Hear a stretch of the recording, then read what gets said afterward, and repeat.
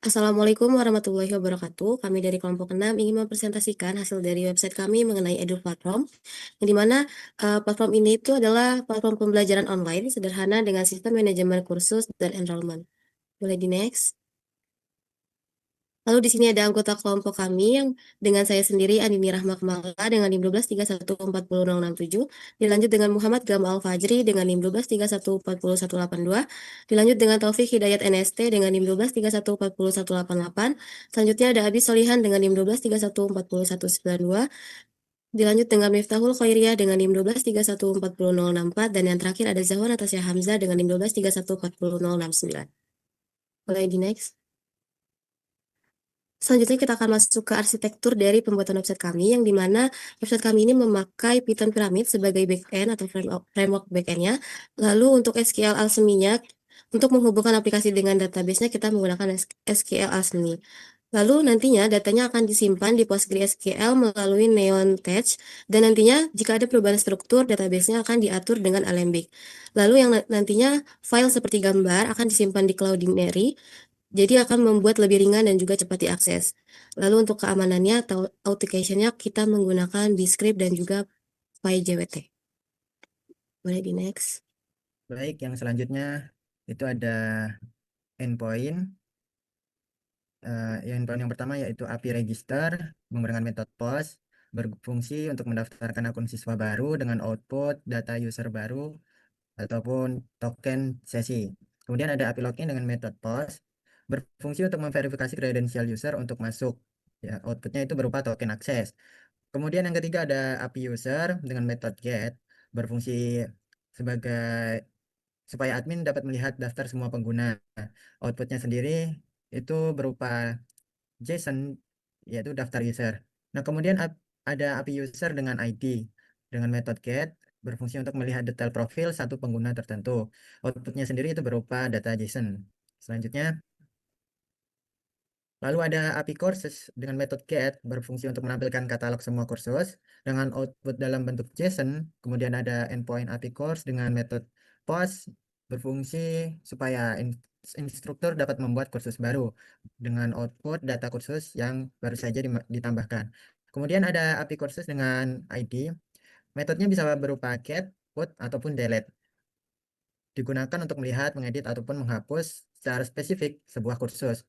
Kemudian ada endpoint API Courses dengan ID modules dengan metode get ataupun post, berfungsi dalam mengelola modul di dalam kursus tertentu.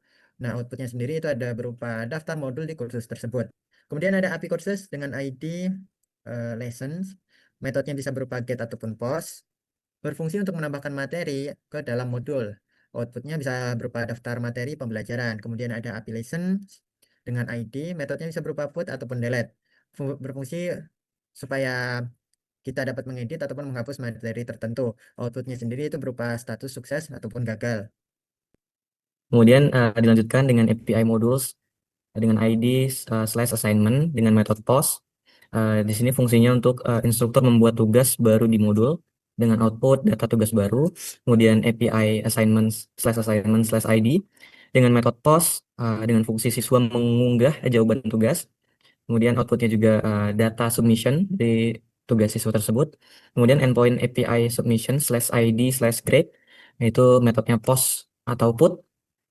Di sini berfungsi untuk instruktur memberikan nilai pada tugas siswa dengan output nilai dan feedback update. Kemudian endpoint instructor assignments slash grading, metodenya get untuk fungsinya UI khusus halaman HTML bagi guru untuk menilai dengan output halaman grading HTML.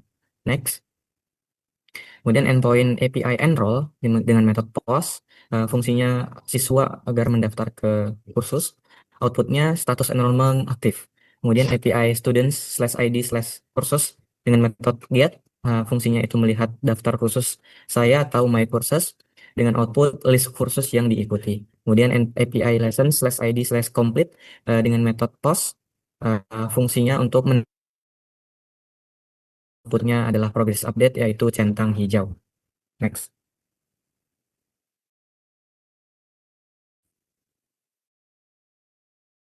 Basis data, sistemnya ini menggunakan model relasional dengan entitas utama sebagai berikut, yang terdiri dari 8 tabel, Yang pertama ada tabel users yang merupakan tabel pusat untuk manajemen identitas pengguna aplikasi. Atributnya ada ID, name, email, password, role, created ad, sama updated ad. Yang mana role-nya ini dibagi menjadi dua, ada student dan instructor. Selanjutnya ada tabel submission yang merupakan lembar jawaban atau hasil kerja yang dikumpulkan oleh siswa untuk tugas tertentu. Atributnya sendiri ada ID, assignment ID, student ID, submission file URL, submission text, grade, feedback, submitted ad, sama graded ad. Selanjutnya ada modul yang mana merupakan tabel struktur pengelompokan materi yang berguna agar kursus lebih terorganisir. Atributnya ada ID, course ID, title, sort order, sama created ad. Selanjutnya itu ada models, yang mana ini merupakan tabel bawaan, yang atributnya itu ada ID, name, sama value. Selanjutnya ada lessons, yang merupakan unit terkecil dari materi pembelajaran dengan atribut ID, module ID, title, content text, video URL, attachment URL, sort order, is preview, sama created ad. Selanjutnya ada lesson completions, yang mana ini tabel untuk melacak progres lessonnya, yang atributnya itu ada ID, student ID, lesson ID, completed ad. Selanjutnya ada tabel enrollment, yang mana ini merupakan tabel yang mencatat pendaftaran siswa ke suatu kursus. Untuk atributnya sendiri ada ID, student ID, course ID, dan enrolled at. Yang terakhir ada tabel courses, yang mana ini merupakan entitas utama yang menampung seluruh kurikulum pembelajaran. Atributnya ada created at, updated at, sama enrollment key. Selanjutnya yaitu keamanan dan penyimpanan data. Yang pertama itu ada password security. Dia menggunakan library, passlib, dan bscript untuk enkripsi satu arah. Yang kedua yaitu environment variables. Itu koneksi database diambil dari OS environ atau Flyme ini untuk keamanan kredensial. Yang terakhir yaitu media handling. Dia itu semua file statis tidak membebani server lokal, melainkan di offload di Cloud Dictionary. Next. Selanjutnya di sini ada rancangan aplikasi server. Yang pertama klien. Di sini user mengakses website Edu Platform. Saat user melakukan aksi berupa login, melihat course atau enroll, front-end akan memanggil endpoint seperti API login, API course, API enrollment. Yang kedua ada server back-end railway. Menerima request ke endpoint, misalnya get API course. Terus tuh dia akan menjalankan controller dan service yang berisi validasi data dan logika bisnis. Misalnya hanya instruktur yang boleh membuat course. Menggunakan database atau ORM untuk mengirim query ke Postgre di NeonDB. Selanjutnya yang ketiga di sini ada database, ada menggunakan Postgre di NeonDB. Itu untuk menyimpan seluruh data user, course, enrollment, dan modulsnya. Itu kemudian mengembalikan hasil query ke server, misalnya daftar course yang diminta. Kemudian yang keempat ada respon klien. Server mengubah hasil query menjadi JSON dan mengirimkan kembali ke front-end. Front-end menampilkan data tersebut dalam bentuk UI, daftar course, data materi, progress, dan sebagainya. Next. Yang selanjutnya yaitu kesimpulannya, setelah dilakukan pengembangan terhadap website Edu Platform, sejauh ini didapatkan hasil sebagai berikut. Yang pertama yaitu backend telah berhasil dibangun menggunakan arsitektur REST API. Yang kedua yaitu database schema sudah ternormalisasi. Yang ketiga yaitu koneksi antara backend piramid dengan database PostgreSQL atau Neon telah terkonfigurasi. Yang terakhir yaitu siap untuk diintegrasikan dengan front-end React. Next. Oke, untuk demo, saya ingin izin untuk share screen, mengambil alih. Jadi di sini kita sudah ada di halaman front end-nya. Di sini juga udah ada endpoint-endpoint-nya dan juga database-nya. Jadi yang perlu kita lihat di sini adalah pertama endpoint, API register, API login, dan API users. Ya, di sini root-nya adalah ini front end-nya. Kemudian untuk endpoint login, API login itu bisa seperti ini atau bisa diakses melalui GUI ini ya, GUI front end ini login. Kemudian untuk login ke register ada juga register versal /register endpoint register ini nama dan lain-lain segala macam. Saya tidak akan mencontohkan, saya akan login saja karena kita sudah ada membuat tiga user ya. Ini ada Taufik sebagai mahasiswa atau student, dosen sebagai instruktur, Teguh sebagai mahasiswa atau student. Kita coba login dulu sebagai mahasiswa ya atau student. Masuk, login berhasil. Kemudian di sini pertama-tama akan tertampilkan daftar kursus yang sudah ada umumnya. Kita bisa melihat detail dari kursusnya atau dari endpoint course ID, endpoint course ID, API course ID. Kemudian API course ID, di sini ada RA Deep Learning, ada deskripsinya. Kemudian ada materi pembelajarannya dari materi dan juga ada tanda selesai. Tanda selesai ini adalah API completion ya. Kemudian jika sudah selesai akan tertandai selesai ya nantinya ya. Belum di setting di front end-nya. Kemudian untuk tugas itu akan seperti ini. Misalnya akan ada deskripsi tugas dan juga untuk uploadnya. Uploadnya bisa melalui dua, bisa melalui file dan bisa melalui link. Saya coba untuk melalui file. Kirim tugas. Tugas berhasil dikirim. Oke. Di sini ada data yang dikembalikan yang kita get dari database, yaitu status pengumpulan, statusnya dikumpul dengan waktu dikirim dan juga bukti lampirannya. Nah, ini belum bisa ya. Nanti bakal tertampilkan dari bukti lampirannya. Kemudian kita bisa mengedit juga karena belum deadline-nya. Atau kirim ulang, edit atau kirim ulang. Oke, biar cepat kita langsung aja ke dosen, instruktur. Jadi instruktur ini bedanya apa? Instruktur ini bedanya ada dashboard untuk instruktur. Nah, yang lainnya sama, ada ini. Dan bedanya ada, instruktur bisa membuat kursus. Buat kursus, sini misal machine learning ya.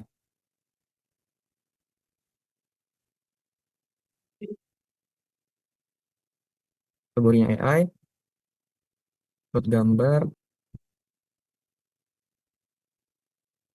Kemudian bisa kita machine learning terkait deskripsi. Bisa disimpan kursus. Oke, kursus berhasil dibuat. Dan ini ada machine learning, kita bisa melihat kursusnya masih kosongan harusnya. Karena baru dibuat ya. Oke, kemudian fiturnya lagi bisa mengelola kelas, itu endpoint API courses ID, ini bisa mengedit kan, dan menghapus. Kita edit yang ke lain aja. Jadi di sini dari apa yang udah kita buat kita bisa edit. Bisa edit, kemudian kita bisa ngebuat baru juga. Cara ngebuat barunya nanti kayak gini. Tambahin modul minggu 3. Kita tambahkan modul sini. Di refresh saja. API course ID. Ini, kemudian nambahin materi dan lain segala macam. Dan juga tambahin tugas. Dan ini udah ada kita tambahin ya tugasnya. Materinya sebagai berikut dan tugasnya sebagai berikut. Kemudian tadi juga kita udah kirimkan tugas ya dari sebagai mahasiswa kita udah ngirimin tugas. Nah, kalau dari dosennya melihatnya kayak gimana nilainya? Melihatnya kayak gini, ada endpoint untuk submission ya, submission. Memberi nilai kepada tugas siswa. Kita lihat ini. Nah, ini Taufik Hidayat, waktu submitnya sekian. Nah, di sini kita bisa ngelihat dia submitnya sebelum deadline atau sesudah deadline. Nah, ini ada filenya. Dan kita bisa memberikan nilai. Sini misal 9 dan ada masukan di sini hampir sempurna dan bisa kita simpan. Nah, kalau udah berhasil disimpan, data tersimpan. Kemudian kita sebagai Taufik bisa melihat nilai kita di deep learning tugas 2. Tugas mana tadi ini? Tugas 3. Nah, 89/100 hampir sempurna. Oke, mungkin itu aja untuk demo dari kami. Saya kembalikan ke moderator atau MC. Baik, cukup sekian presentasi dari kelompok kami. Kurang lebihnya kami mohon maaf. Terima kasih. Wassalamualaikum warahmatullahi wabarakatuh.